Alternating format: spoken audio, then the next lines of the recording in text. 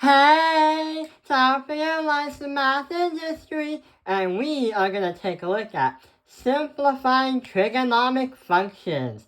So what we've been doing in the past is we've been spending long hours of videos and long hours of math teaching explaining what these things are, the trigonomic functions. We've seen these before in the past few years in geometry, when you try to find the sine, cosine, tangent of a right triangle. But we also found their counterparts, aka their inverses. So what are we going to do with these functions? What we're going to do is we're going to give you an equation, and what we're going to do is not solve it because there's no equal sign, but instead try to simplify as the best as we can. For example, if we have the sine of x multiplied by the cotangent of x, what can we do? Well, the problem is, one, we're not solving for x because we have no equal sign. What we're trying to do to solve is, say, we have these two functions. If you were to rewrite it in the most simplest form you can, what would it be? So right over here, we have to think. We have the sine of x and the cotangent of x. So let's try to rewrite. So we have the sine, which is theta, which is y. So we can't do anything with the sine by itself. So what we're going to do is write the word sine of x on the bottom. But guess what? The cotangent has something else. It has a special ability. So what it does is, when you take a look at the inverses, all the trigonomic inverse functions have special abilities because they could be two different equations at the same time. They can express a different equation but have the same equivalent meaning. You could A, write it like this, or B, rearrange it but still be the exact same thing. So we can say the cotangent is the same thing as writing this. So the cotangent of x changes its form, and what it does is it transforms into another form, like a transformer. So x and theta are pretty much the same idea. So we have the sine of x multiplied by the cosine of theta divided by the sine of theta. That is because the cotangent transformed into a new form. Same equivalency. Now, here's what happens. We have the sine of x and the sine of theta. Well, these two can also be x. It doesn't really matter. So you can cross these out. So the final answer is the cosine of x. That is not what you're solving for, but that is the simplified format of this equation. That is the simplified answer to this. Let's take a look at another one. We have right here the secant and the cosine. You can't really do much with the cosine because it's all by itself. So we're going to drag it down right over here. Now what we're going to do is the secant. If you take a look at the secant, turns out the secant is the opposite of the cosine function. And the other funny part is the secant SEC is actually has a special ability of transforming itself just like the cotangent. So here's what happens. We have to do 1 divided by the cosine of theta, and that is going to be multiplied by the cosine of theta. Wait, no. The final answer is 1 because these two cancel out. Sounds easy. Let's try to look at some harder problems. Let's see what we can do. So right over here, we have another problem. The tangent of x and the secant of x. Well, we know that the secant of x is going to transform.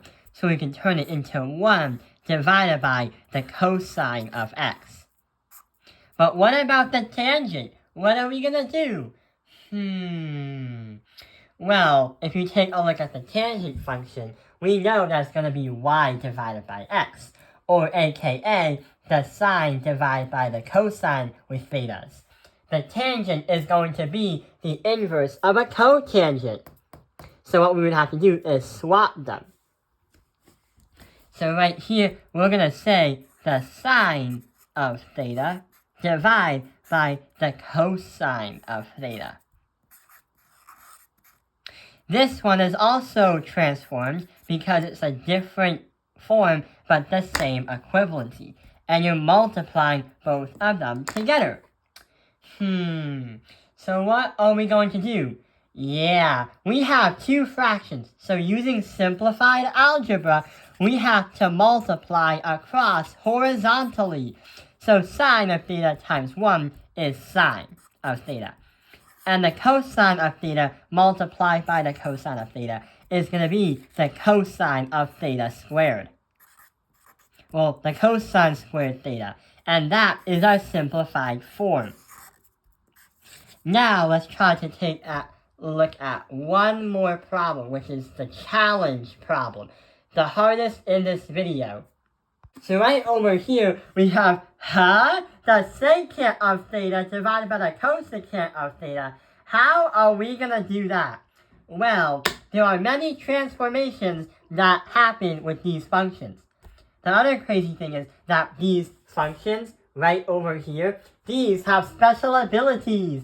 So we can apply special moves to solve it all out. So the secant is 1 divided by cosine theta. And the cotangent is cosine theta divided by sine theta. Wait, why did I say cotangent when it's not applied? The cosecant theta equals 1 divided by the sine of theta. So let's see what happens. The secant of theta is on the top, but we can have its special ability transform into 1 divided by the cosine of theta. Now we have to have a much larger division sign. The cosecant of theta is 1 divided by the sine of theta. So we have this gigantic complex fraction. What are we going to do?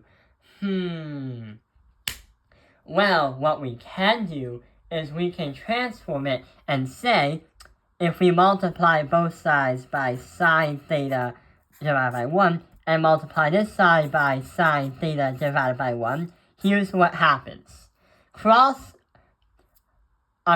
the multiply in a horizontal direction using simple algebra, you get the sine of theta divided by the cosine of theta. But hang on, that's not our final answer. Because if you take a look at right here, what is the sine theta divided by the cosine of theta?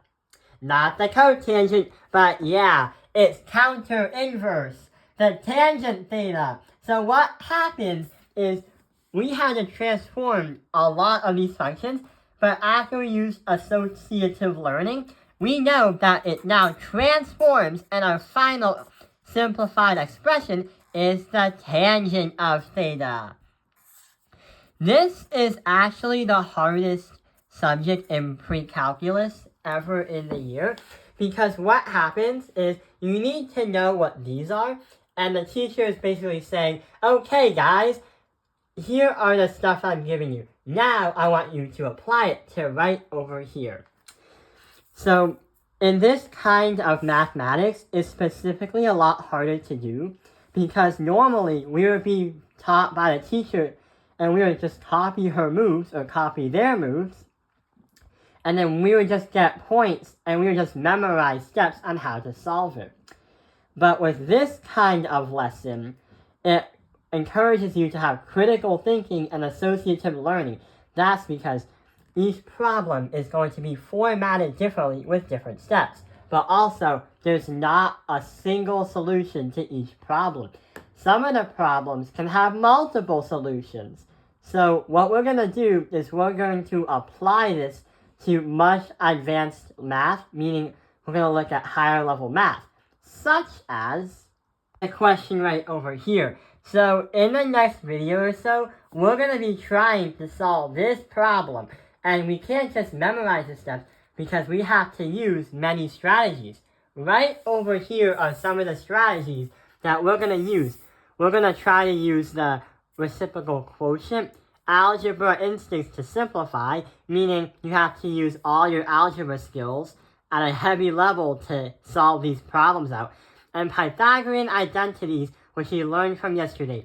But we will learn about a fourth strategy in the next few videos that is going to help us with some of the strategies. One of them that we're going to learn about is something that we've never learned before and is unfamiliar with our current students. I hope this video has helped you understand part 1 of simplifying trigonometric functions. Thank you for watching Top Airlines Math Industry. Like and subscribe.